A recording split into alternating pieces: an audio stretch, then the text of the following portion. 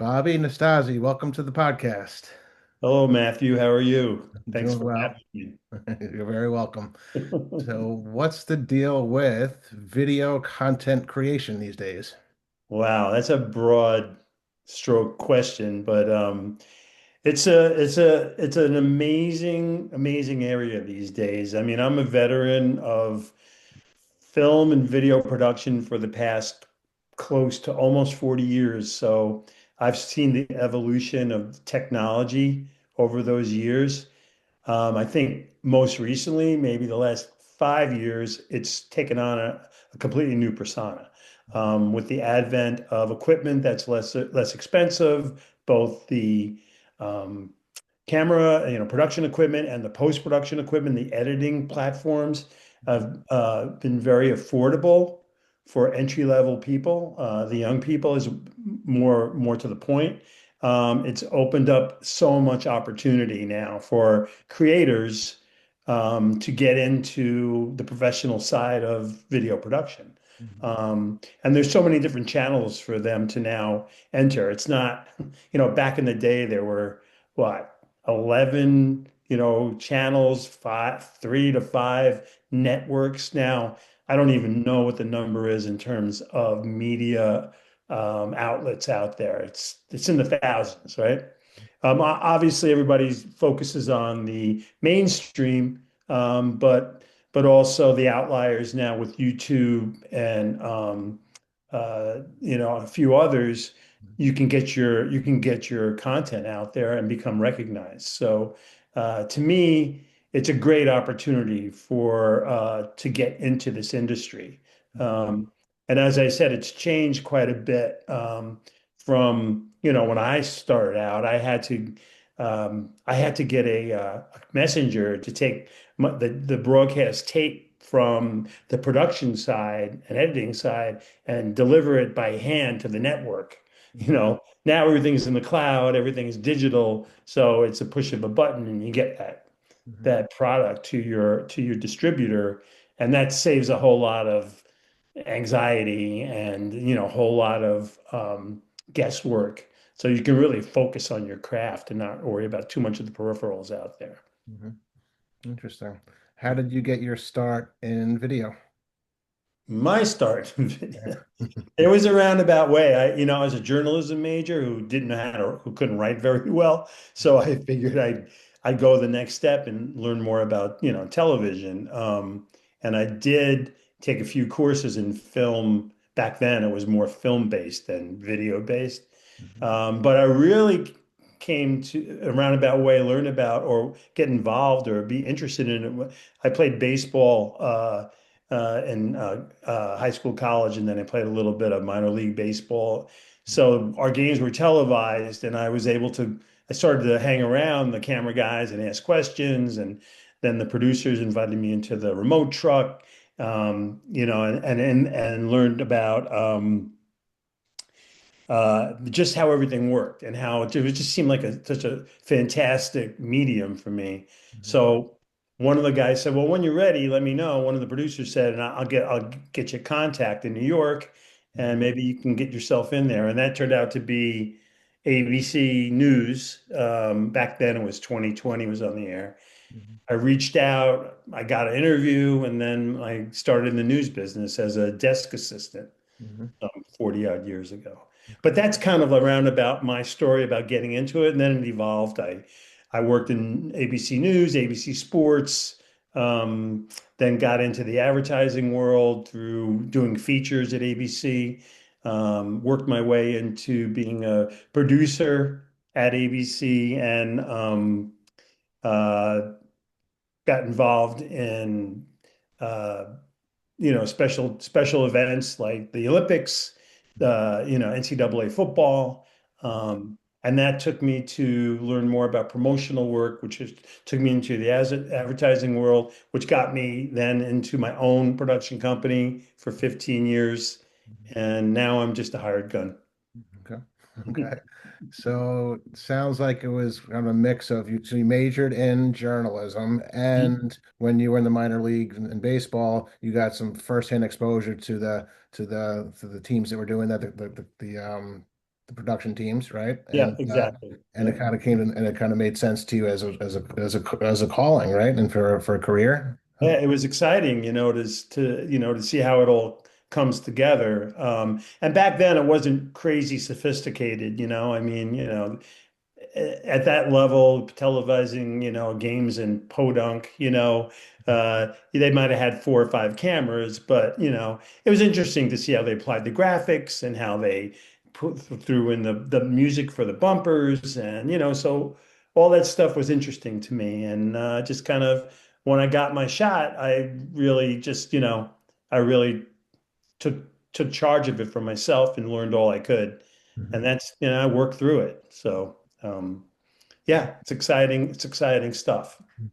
So, and the first gig was 2020. No, no, I only got a friend. The contact I had, either a cousin was a receptionist at 2020, Okay. and she said, "Listen, we don't have anything here, but I know it was going into, actually. Geez, I'm going to really date myself. It was going into the Reagan primaries." Okay. And they had the convention at Madison Square Garden. So the news department was hiring, like, they needed bodies, to do everything. So I went and interviewed with a with a really, really, like, kind of like a guy, news director out of Central Casting, Ed Kenny. He was a fantastic guy. And I went in there, and he said, "Well, what do you want to do?" You know what? I said, "I just want to get involved. I want to learn. I'll work for nothing." So we had this whole interview. And as I got up to walk out, he said, "Hey, Nastasi, you're pretty good. You look like you're a pretty good kid. Here's the name of the president of the news department." I had to get in touch with him. He goes, "And by the way," he said, "I got to pay you. It's the law." So it was kind of, it was funny. And but I then I reached out to Nick Archer, who was the president of news at the time. And I reached out to his office. I interviewed with him. He liked me, and then I was off to the races. I was basically doing everything from getting the dry cleaning for some of the news anchors to running scripts around the different studios. At that time, there were 3 different studios, and you had to have the right color copy Mhm. each studio. One got maybe white, one got, pink, one got blue. So I'd have to go in. I ran up the stairs like minutes before, you know, the broadcast would start, and like leave these scripts on their desks and Mhm. then run out to the next one. I had to like keep going. So that's how back then, that's how, archaic it was. Now everything obviously is emailed or internal, communication clouds, and it's completely different now. Mhm. Okay. And so what I heard there was like when you had the opportunity, you kind of took charge of it, took control of it, and ran it. So what was that mindset like when you that kind of take charge mindset when you were I presented? think it's kind of like you just show the effort. You make sure you're in the right place at the right time. You don't make the same mistake twice. Mhm. You take everything you can get and work on it like it's, like the World Series. I mean, it's like I used to have to change back then. They didn't have, fax or teletype. Man, I'm so old. They had ticker, they had the machines, the ticker machines, that used to type everything out. The stories would come in, or the information would come in over the telex. Mhm. And so I had to literally change the paper and change the ink cartridge, the ink bands. They weren't cartridges, they were bands. But I dedicated myself to it. You know what I mean? I was like, you know, I'm going to do the best I can with these paper reams and these ink bands. And so Mhm. I did a good job. That was number one. Then they started giving me more responsibilities. I would work every shift I could. Mhm. I signed up during the Reagan primaries, that I stayed. They put me up in the city, and so I worked 12, 15, 18 hours a day, go back, get some sleep. I mean, I never said no. Mhm. I never said this is too much, or I got to go home and see my mom. And there's nothing wrong with that, believe me, but for me, it was like, give me as much as you can. I want to learn as much as I can. Mhm. And then I I got a big break on I think it was a Sunday afternoon. I was working, and one of the I think one of the producers couldn't make it in. Something happened. I'm not quite sure. And it was the time where Pete Rose was trying to break Stan Musial's record, Mhm. and that was he was in Philly at the time. So one of the desk guys said to me, Nastasi, I need you to go to Philadelphia and get me a story, get me the news, or interview Pete Rose. I was like, come on, man, you're joking. I go, first of all, it's in Philadelphia and the game's at 1 o'clock. It's like 9 in the morning here. And he like looks at me. He said, listen, I'm gonna put you on a helicopter and you're gonna go to Philadelphia and you're gonna do this story. And if you don't want it, then I'll give it to somebody else. Go, no, no, I want it, I want it. And I wound up flying to Philadelphia. They had an afternoon game. He didn't get the base hit to break the record, and he wasn't happy you know. But I went into the locker room. I asked my three questions, and I got out of Dodge, got on the helicopter, brought it back, brought the tapes back to New York, the headquarters in New York, handed it off to the editor and a post-production producer, and they got the story on the air. That was my first story on the air. Wow. So how old were you at this time? 22. Me too. Wow. Yeah. But it was exciting, and I'd never been in a helicopter flying over New York City, it was amazing. So, I got that in my pocket too. Yeah, that's amazing. So, do you still have the ability to access that video? Or can you watch Oh it no, now? I have no idea. You know, saved Back someplace? then, I'm sure they've done stories. They used to archive them, there was this huge library. They have a huge library. I would have to guess they've taken all those tapes and digitized them. Hmm. And maybe they have the tapes somewhere for ultra backup somewhere in some warehouse, but no, I don't have it. You interviewed Pete Rose on He video? rose, Yeah, yeah, it's pretty yeah. cool. It was Okay. pretty cool, and for me being a ball player, walking into a major league locker room was amazing to me. But honestly, it's like any other locker room. It could be like your high school locker room. The guys say the same things, they joke around the same way. They pull pranks on each other. It's what you would expect from any locker room, actually. Yeah, Except these guys were the best. yeah, yeah, right. Yeah. You were 22, huh? You were 20, around 22 years old. Wow. Yeah. Yeah. Yeah, sure. It's- Yeah. I might have bit off more than I could chew a little bit because I'm sure I looked as green as possible. But if you don't start somewhere, you don't start. yeah, amazing. And what I heard earlier was the equipment these days I guess the barrier to entry is lower because equipment's more affordable or more Oh, it's economical. it's everything. It's better quality. It's better engineered. It's more accessible and it's affordable. You Mhm, know, you can't quote me on the dollar, but an average edit suite, you know, 25 years ago. mhm, Um, was probably in the, $500,000 range. And now you can blow out an editing suite now, digital with everything you need for probably in the, 20 to $30,000 range. And that's high.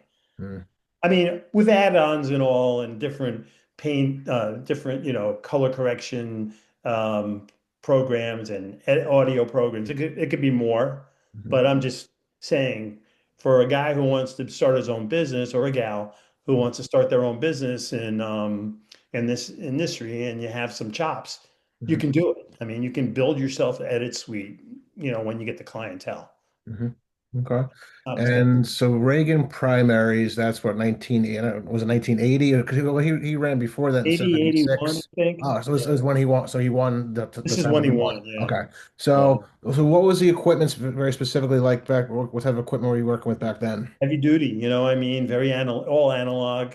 Mhm, Again, can't run. That's part of what I did. I ran tapes, I got the tapes from wherever and ran them uptown or, you know, worked with some of the reporters on the floor, either pulling cable or making sure that nobody was bumping into them or, getting them or letting them know where to be. And so, again, remember, there weren't any cell phones, right? So it was mostly internal walkie-talkies or just, hey kid, go get so and so and make sure they know they have to be somewhere at 2 o'clock. mhm. So that's how it was. Okay. What's some of the most fun that you ever had? What's like a point in time that you remember like, that was a blast. that I can talk about. It's Oh, up just to you. kidding. I don't censor. Yeah, no, I mean, fun. I mean, when I had my own business, I started doing a lot of work for large corporations like Mhm. Sony and uh, Avon and The Gap, and I did a lot of internal production for them, as their producer, and I got to travel the world. So I was in New Delhi and which was fantastic, and and I went to the Taj Mahal, and I was in Cambodia, and I visited the killing fields and places I would never have gone to if it wasn't for the business. So I think overall fun in one place, I'd say it's a number of places. Met a lot of great people. Met a lot of not so great people, but that's how you learn, right? And um, I became aware of the fact that there's a lot of smart people out there and a lot of good people, versus bad people. I mean, I think overall, especially when you work in the corporate world at a high level and you're interacting with the executive or C-suite people, you know why they're there. I mean, it's just the intelligence level is really high, and I learned from them as much as even in the middle of my career, I learned about poise and preparation and, knowing the right things to put out there in the media, and being careful. And so I learned a lot about that. And again, I guess the most fun also was learning about different industries. Like I said, I learned about retail merchandising at the Gap, and I learned about branding and marketing from Avon. So, always learning, and that was really what's great about it. Yeah. Who is somebody you learned a lot from? Say a mentor in the industry that comes to mind right away. Because I guess God, I wish I could remember his name. There was a desk assistant at ABC. Sorry, I can't remember his name, but he kind of was my mentor. He kind of like coached me he's the one that gave me the opportunity to go to Philly, to do the interview with Pete Rose. But every day he would say, here's why we're doing this. And you understand, this is why you should understand about your role in this. And here's the next place you should think about going in your career. Never pushy, and never really um, what's the word for it? It was never overbearing, never arrogant about how much more he knew about the industry than me. He treated me with a lot of respect, but also gave me the opportunities to build on my skill set and move forward. Yeah.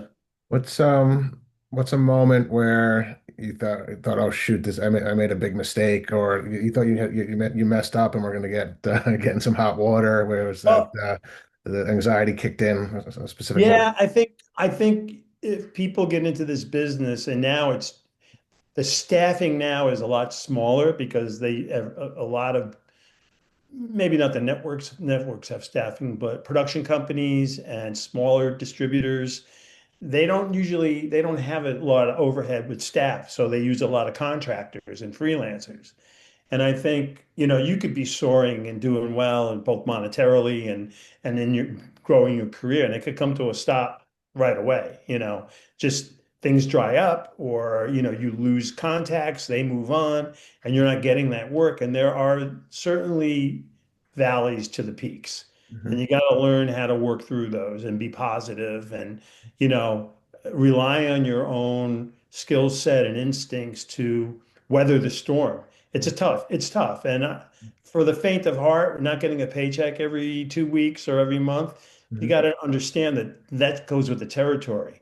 I mean, not so much with networks, because you're assigned to a news show that really isn't going to go away, or Mhm. but also with networks. And I should say, if you're on a show, even if it's a limited series, after that, you know, unless you get picked up to work on another series, you don't have a job.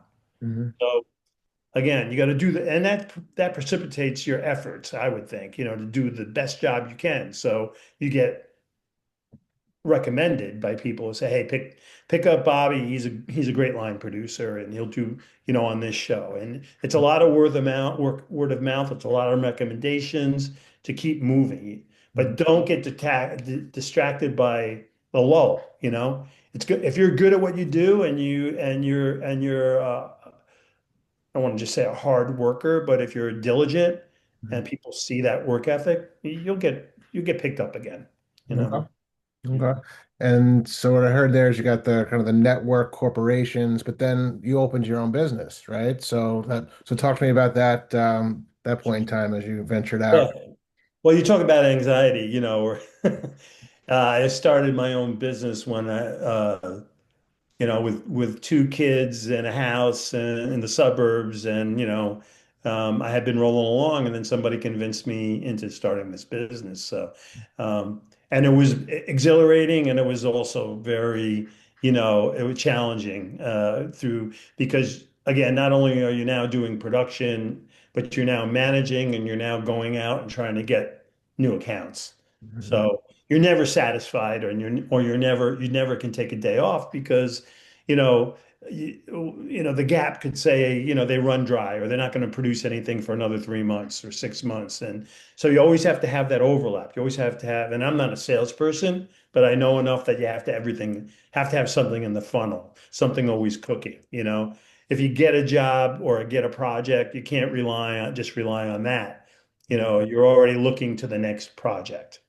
So the ups and downs are certainly the ups are great. I mean, it's lucrative and you're doing great work and it's fun and um, you're really utilizing your creativeness and relying on your skill set to produce things and get them out there and be recognized because it's a word of mouth business. So, and Mhm. that's how I got a lot of my business through the corporations.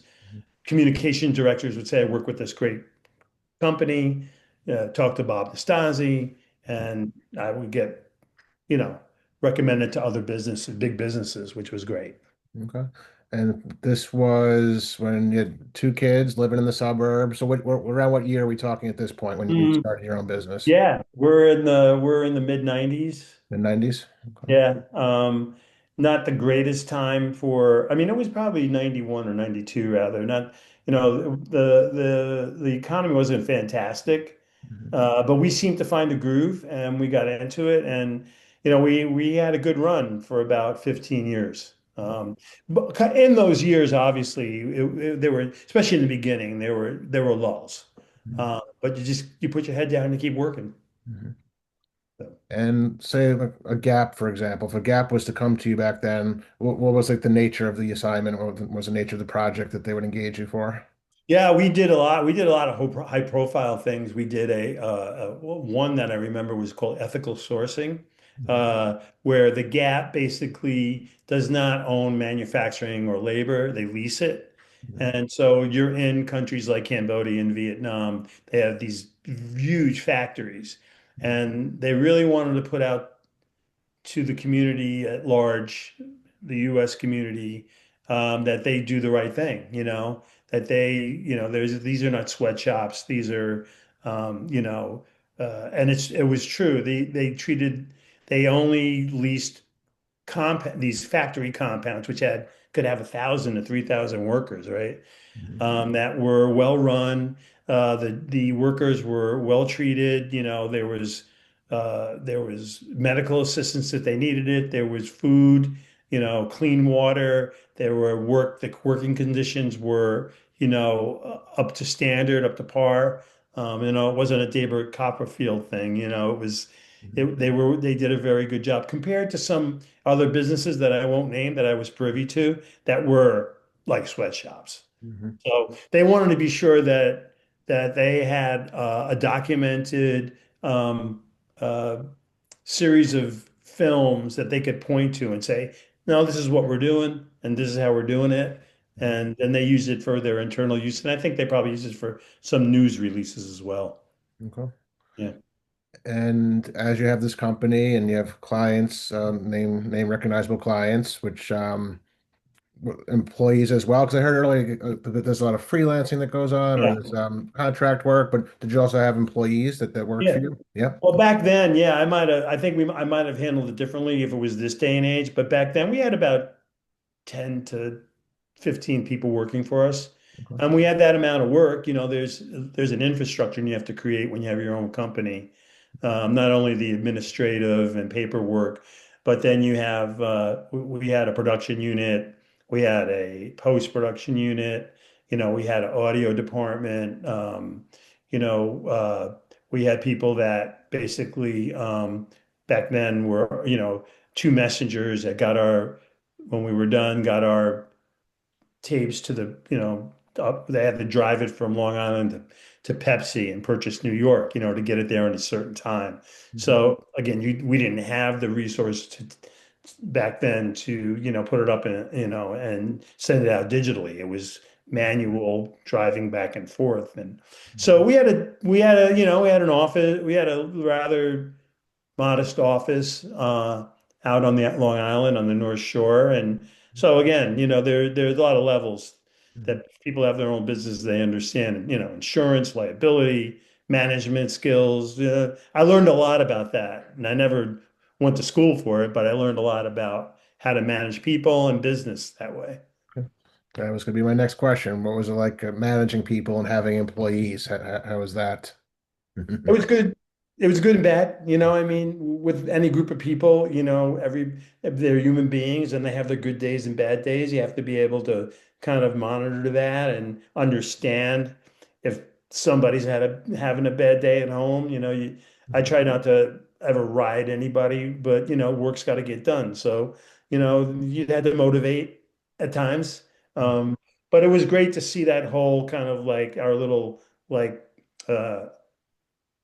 atmosphere, if you will, a stratosphere that we had in our office and how it worked. How uh, how things happened with putting the right people in the right positions Mhm. and being to hire the right people or being able to give someone a chance, which I always, because I got my chance that way, So I was able to evaluate a lot of young talent back then and put people in the right position. And I had a couple of people who worked with us for the 15 years that I was in operation with that company that I owned came from the very beginning and they grew and after I left found out they went to other places and were in key roles and that was kind of gratifying, self-gratifying for that. Absolutely, Yeah.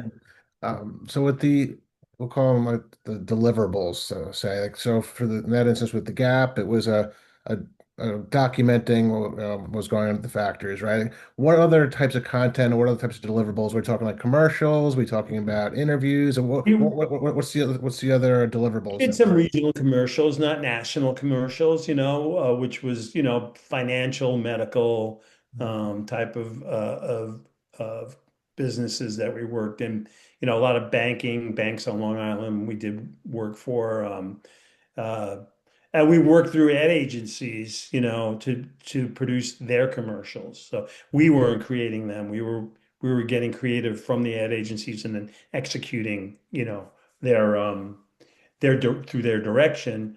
Um, I think speaking about other businesses, you know, we uh, we worked in we worked in a lot of the local areas as well. You see some of these Cablevision commercials. We didn't do those, but we worked local businesses to handle their internal training. And one of the bigger ones, though, which is a national company, was 1-800-Flowers Mhm. that we did work for and I've done work for. And it's training driven communication, internal communication, um, motivational things, or, annual stock kind of messages that go out to internally. So that type of work. Got it. If somebody was considering majoring in, say, journalism, would be if this was the career track they wanted, would journalism be the traditional major or communications? I don't think journal. I think you should take some sort of courses in creative writing. huh? I don't think journalism. Journalism is more for caster, I think, and somebody who wants to tell a story, who's serious about documentaries, and you learn how to tell a story at that level. I think more these days is certainly if you want to go into the creative side, you should take writing courses and understand the fundamentals of production and post-production. Um, as a producer, we tell a story, but we also have to understand the financial side of it, budgeting a job, understanding the budget thresholds from clients and how you manage that X amount of dollars into making a production that's valuable, that has production value in it, to the best of your ability based on that budget. So I think if you're asking me what kids should do today, I think they should understand initially every aspect of production, from creative through to to post production. But if they want to specialize, and you can now go, especially with a lot of schools and universities, you can go in and go just learn about editing, and learn about photography or video production, which is lighting and camera lensing and camera speeds and all that kind of thing. The whole new aspect, obviously, is from digital understanding, media management, how much, write down the little things like, how much a digital card holds on a C300 camera, and knowing how to manage that. So, I don't know if I answered your question. I kind of went down a rabbit hole, but it's if you're gonna specialize initially, I think understand from a summary background what is involved from creative or scripts through to how when you deliver the final master. Got it. And this would fall under like the communications program at a university Yeah, or I would think so. I mean, different schools have different schools, different, media schools and what's entailed. I don't know if it's so fine-tuned, maybe. The bigger schools, I mean, like Syracuse University has probably the best media school, and communication school in the country. USC, I mean, those are the high end, but you can find small colleges that offer that opportunity as well. I think Chapman College in California is one that has a robust, you know, um, production or studio division. But I think you can find it in most medium size schools, that you can go in and definitely afford it and definitely find your groove. But at the end of the day, when you come out, you start, most likely as a production assistant Mhm. and you work your way through. I mean, that's how you get in. And again, going back to what I first said, don't feel any task is too menial for you to go in and start. You know, if somebody says to me, I want to be a director, then I usually initially direct them to get me a cup of coffee and work from there. And I know maybe it sounds a little funny, but if that kid comes back with the right cup of coffee and doesn't give me a look like, oh man, like, let's go, here we go. This is how you start, Yeah. and it's not meant to be, degrading or anything. It's like you're a production assistant. That's what you do.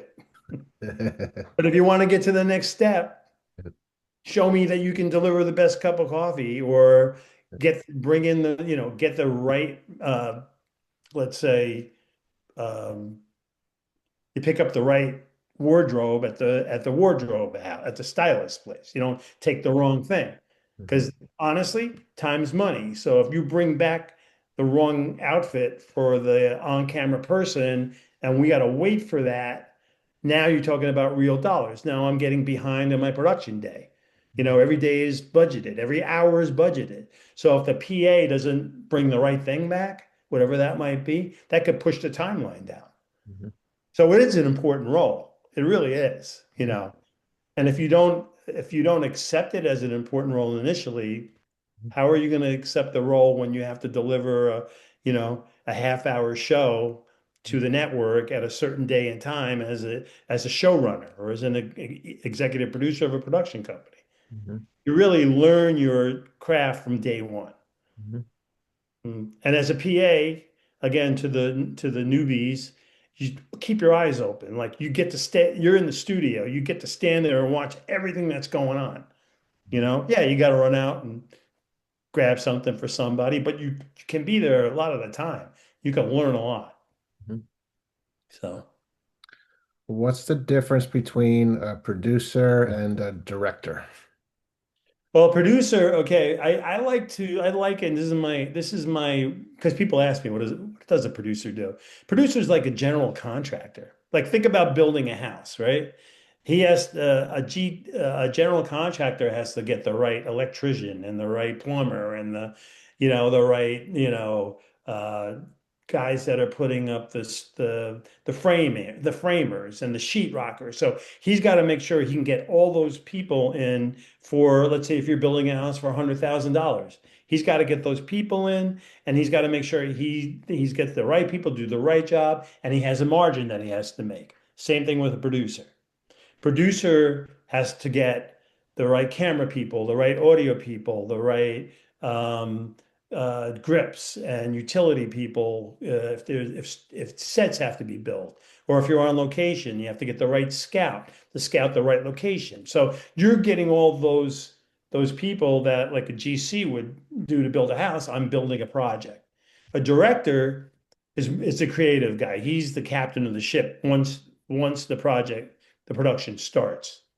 And directors are worth their weight in gold. I've worked with some great directors who just make the creative sing. You know what I mean? But you also, as a producer, have to manage a director because you give a director a budget, and you have a Ford, Explorer, and he wants a Range Rover, for the camera car.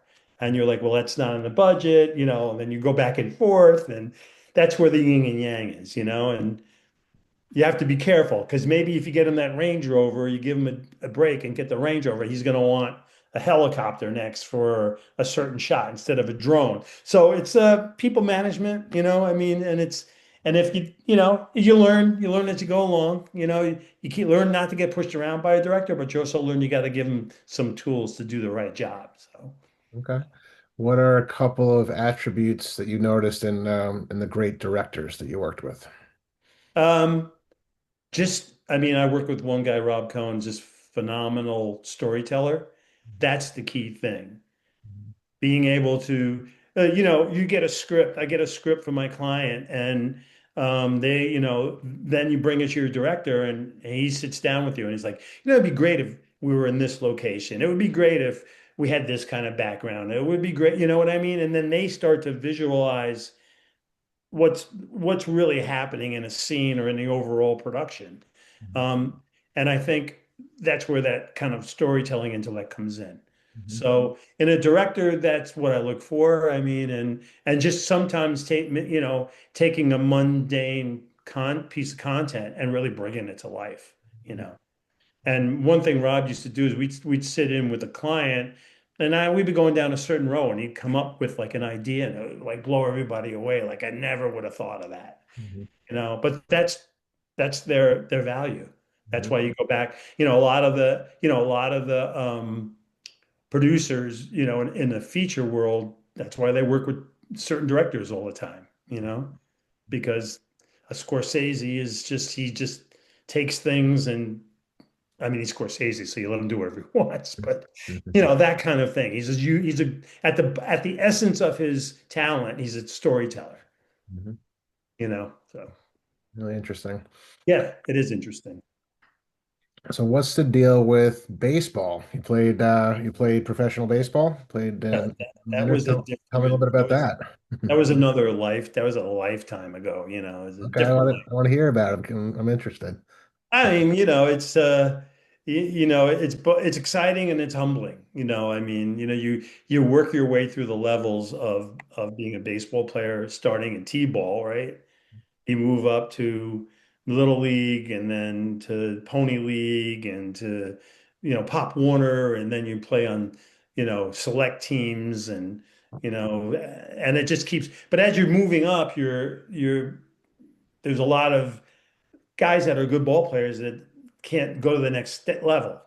So, I was lucky enough and to go to the next level from high school to college and then have a short stint, playing in a professional level.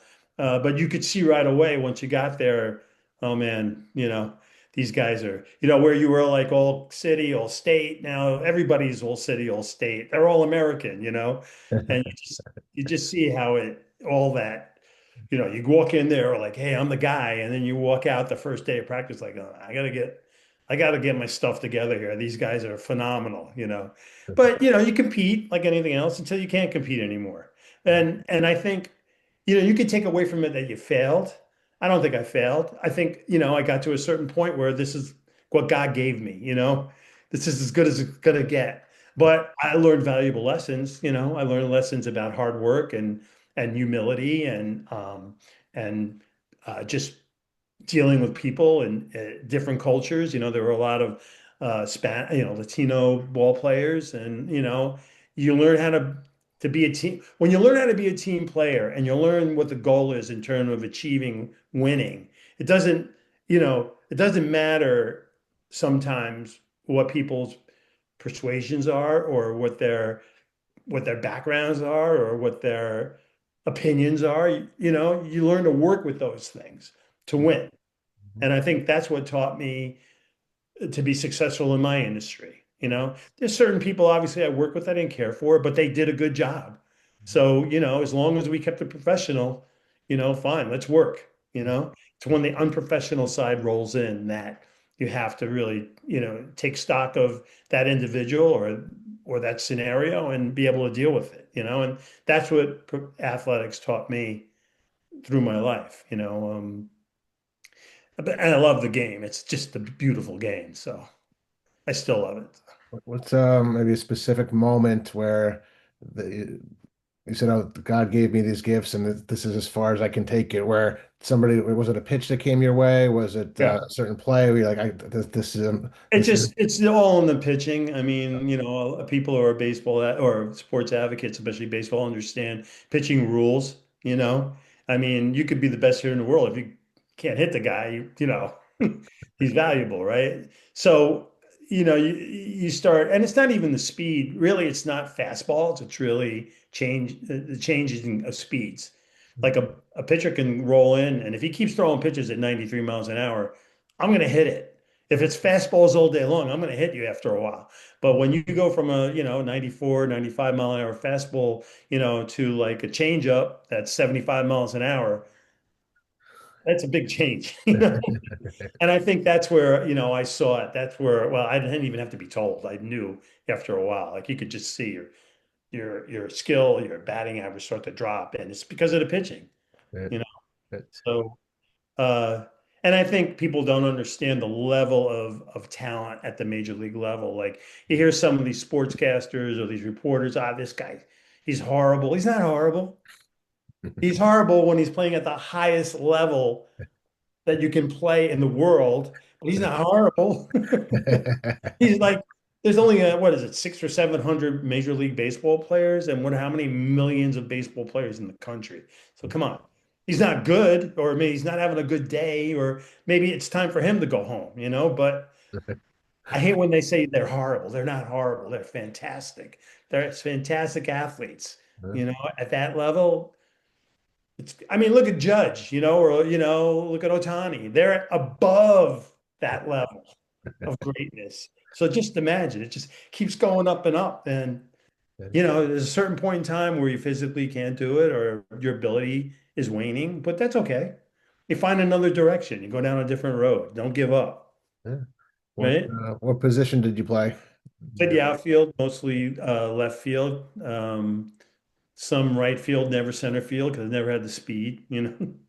But I could catch the ball. I got my break because I could hit for a while. And that's the side. If you're a everyday player, then you got to hit, unless you're a catch. I think catching, they'll give you a break sometimes. But again, more and more now it's become even catchers got to hit. Right. Right. How were you notified that you got drafted from, did you get drafted out of college into It into was like professional or about high it school? was a supplementary round, like round 9,000 or something. So, I think they needed bodies. how did they get how did they get that information to you that you were They drafted? saw me. They see you playing. They saw me play collegiately, and they they stopped by. Hey, do you want to try out? Would you like to come for would like to draft you, or I think it was like seriously a supplementary round. Like I think they needed more cannon fodder, at the time.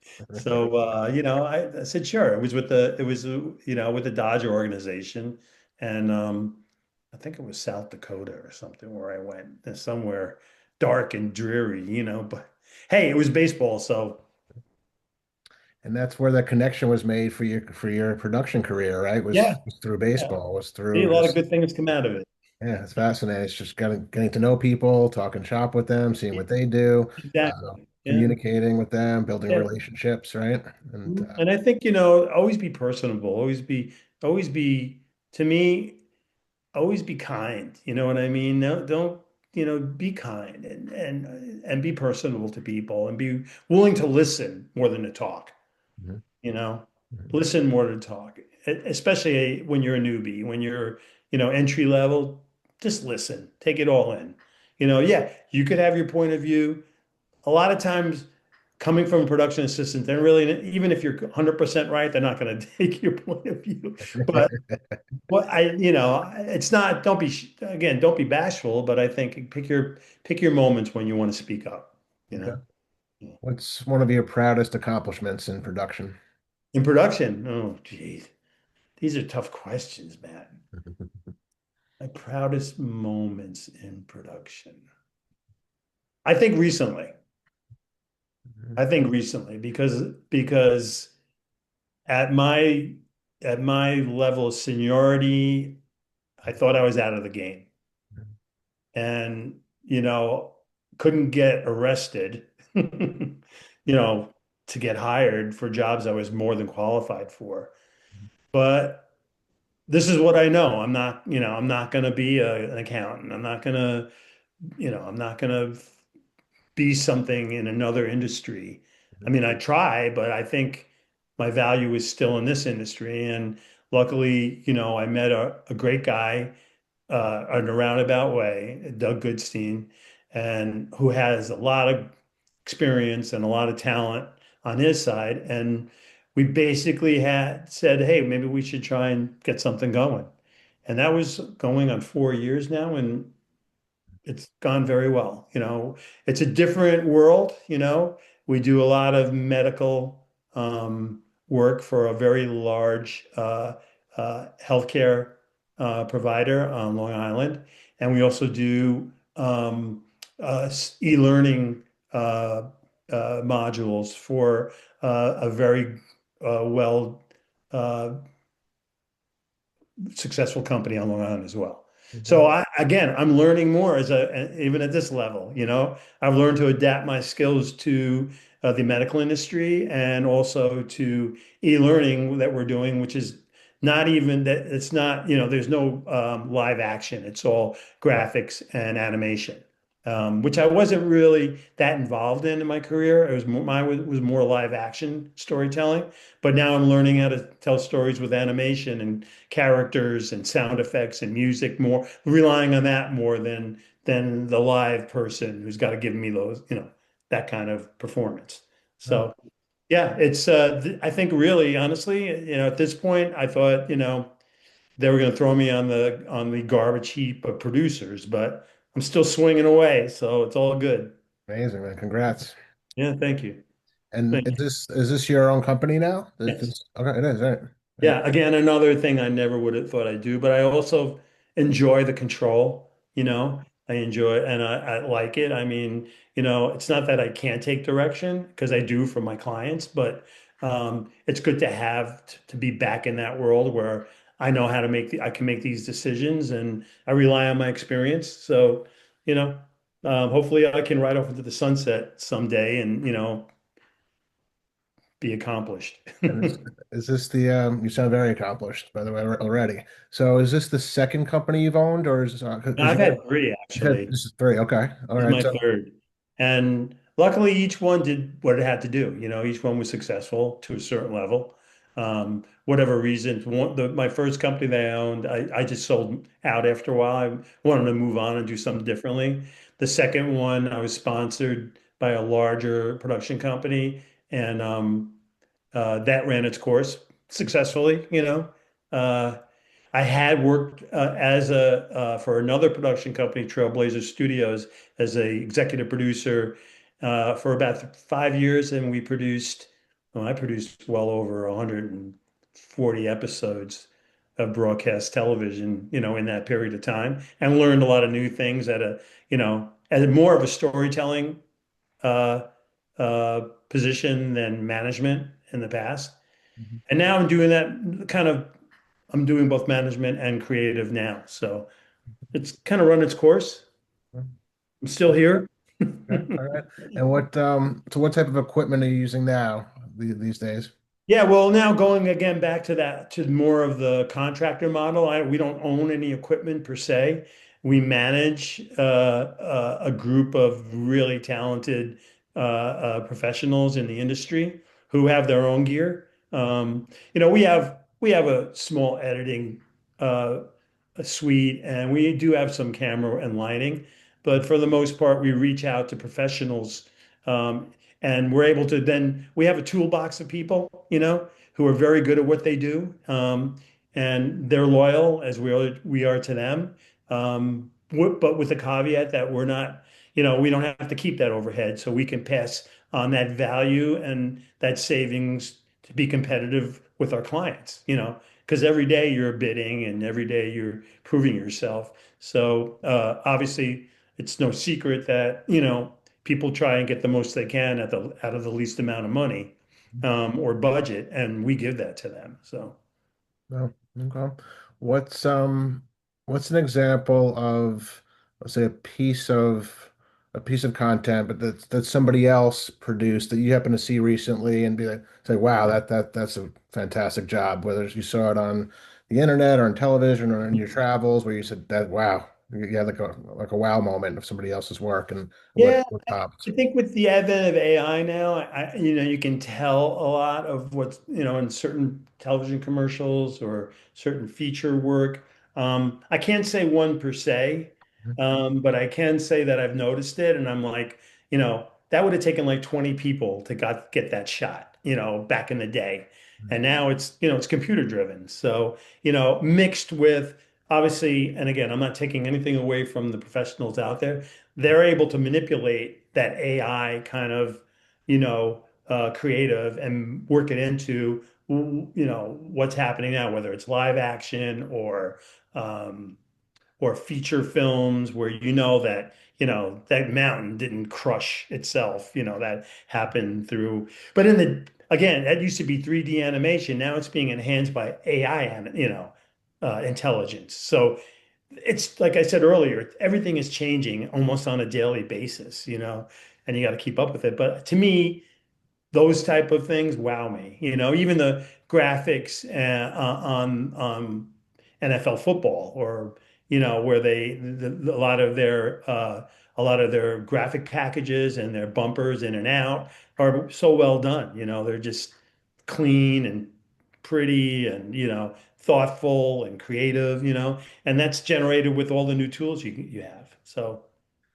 Interesting. Do you feel you pretty much can tell when something is using AI? You have an eye for that, you can I pretty much think, catch it? yeah, I think so. But it's not like, oh, that's AI. You know what I mean? It's like, oh, that's AI. Wow.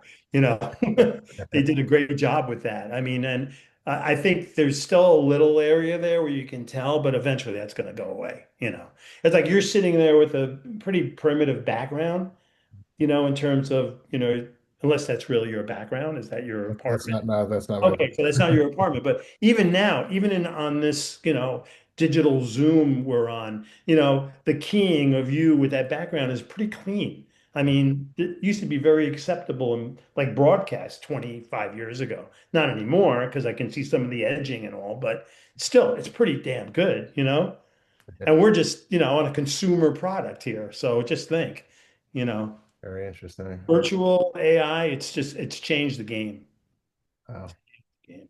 So Where do you see 5 years out? If I'm asking the question, what's the deal with content creation mm, these days? And it's 2031, and they're asking that yeah. question. I So, think the very creative, smart, intelligent people are going to harness that power mhm, and just going to blow things out of the water. It's just going to, I can't even predict what things will be like, but it'll be, where you can control the medium and the format and the look. Like, I want to make this scene look like it's in the 1920s. No, it's going to be relatively real time to make that happen, I think, at that point, with color correction and animation and all the different tools that go into that. I think at the very baseline, people will be so much more creative. Storytelling will be so much more robust, you know.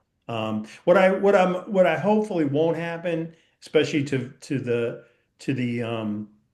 people in this industry, including the actors and the talent, is that it's so one-sided where they're not using real people anymore, because that'll happen. They'll be able to create these basically AI characters that can do a whole lot of things. And I don't know what that's going to do with the with the medium, if you will. You still want to have a human being there, I think. right, right, But it probably will happen. yeah. Okay. So I'd like to do two things before we wrap up. So one Okay. thing, I definitely want to get your contact information out there. So your email address, your social media coordinates, your website, all that good stuff. I want to go through that in a moment. So anybody who wants to, if you don't mind, they can reach out to you with questions, or if they're a potential client or employee, or people can contact you directly using your email address or your social media, etc. I want to get that out there. But before I do that, we this podcast, for some reason, we do the icebreaker questions at the end of every episode. I don't know why this has happened this way, but I'm just rolling with it. It's kind of fun. So I guess two or three icebreaker questions, and then Sure. we'll do the contact information. All right. So if you could travel back in time and have meet a historical figure for dinner, who would that one person be that you would meet Really? in the historical figure? And then you have Oh, the time machine, you could go back in time. Who would you have dinner with? I think I'd like to have dinner with Mickey Mantle. I think I want to ask him why. Such a great talent. Why? I mean, unfortunately he got hurt, but he really enjoyed New York City, you know, and I think I would love to talk to him. I think a, I think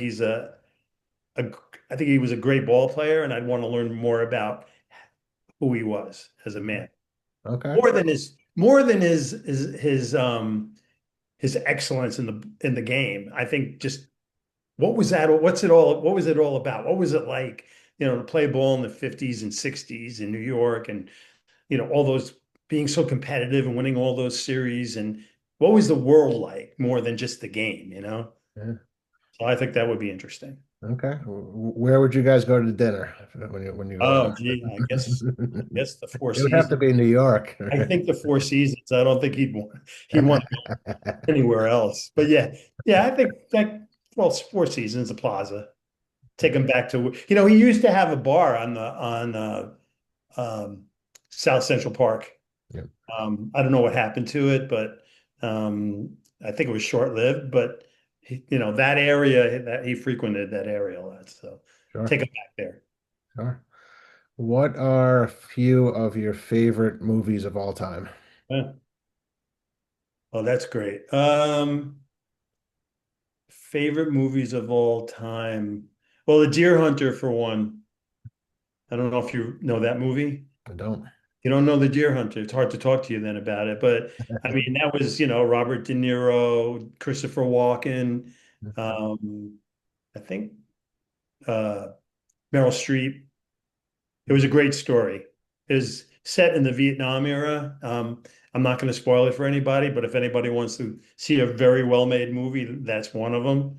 Um, I'm a big fan of Scorsese, so I think, Goodfellas. Mhm. was a great movie. I'm not partial to mobster movies, but again, the storytelling, I mean, it's you can't beat the storytelling from Scorsese. It's phenomenal. Mhm. Um, yeah, those are a couple of them. Couple of them. And last but not least, what's your spirit animal? My spirit animal, Yes, that's the question. I got a little black lab, mixed black lab. He's my spirit There you animal, go. Mr. Bodie. There you go. We're gonna watch the Super Bowl together. Is he He's the best. is he a puppy still, or is he And he's 2 years. He's he's two still years. okay? So he's He's great. He's yeah, great. He's the best. So, and he doesn't talk back, so it's all good. it's a lot of fun. Is he Yeah. putting his money on the Patriots or the I think we're going to Seahawks? take the Patriots with the points and the under. Okay. Yeah. See how that works out. But Yeah. We'll see how that happens. Don't this go was by me though. If anybody's listening to this, I'm the worst gambler in the world. So I would go the other way. Yeah, this was awesome. I learned a ton. I appreciate your time. I really enjoyed this. Learned a lot. Pleasure. A lot of insight there that I think applies to production, but also to just careers in general. Certain mindset, certain way of going about a career and a life. So thank you for sharing all that. I enjoyed Thank you it, for and having me on. I you're appreciate very it. welcome. Let's get the contact information for people who want to reach out to you. So I guess we'll start with whatever you want, whether it's an Sure. email address or website, social media. So and I'll also put it in the show notes in the comment section. So I'll type it all out for anybody who Okay. wants to reach out. So what do you got for coordinates? So I'm right now. I have a business called Doz Good Media. That's DOZGOOD Media, separate word, and it's dozgoodmedia.com is our website. My email is Bobby at dozgoodmedia.com. And that's it. You can look us up on YouTube. I mean, just Google us and you'll find us. We don't have any kind of big social media presence, honestly. We get our work through recommendations. But happy to talk to anybody, even if it's about the industry. And if you want to learn more, I'm happy to give you my point of view if you want it, or any advice I can give you if you're breaking in, or if you're at a midpoint, if things are happening, happy to talk to you. Amazing. And that's DOZGOODMEDIA, right? That was good media. .com. Is that right? .com. Okay. Yeah. Got the spelling right. All Yeah. right. Appreciate it very much, Bobby. Good time. Thanks. Let's do it again, man. We'll do it again. Yeah. Yeah. Let's do it in the fall, when things are even better. Fantastic. It was a pleasure. Thank you so much. All right, buddy. Thank Yep. you. Okay, you got it.